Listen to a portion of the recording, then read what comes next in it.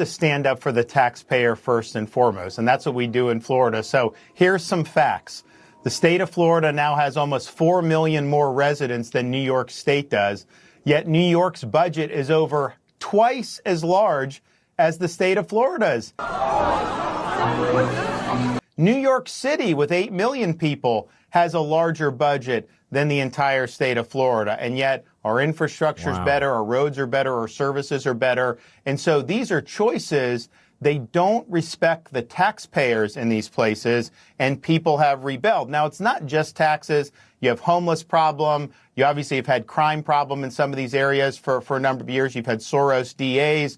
You know, we've had Soros DAs in Florida. I'm the only governor that's removed them from their posts. Yes, you did. But it really starts with being a friend of the taxpayer. So we have no state income tax in Florida, which we're going to keep.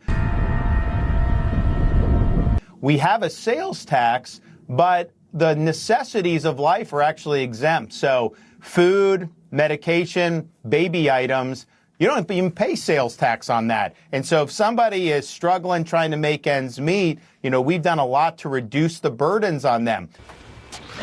It's true.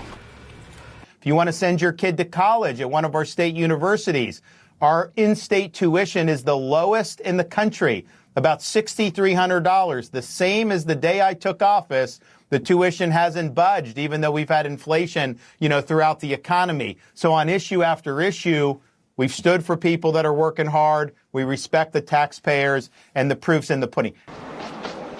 I meant to do that. How can you possibly argue that it would be okay to have a budget twice as large like New York State, given the results, the substandard results that they have? It's a choice of how they're treating taxpayers. Pow.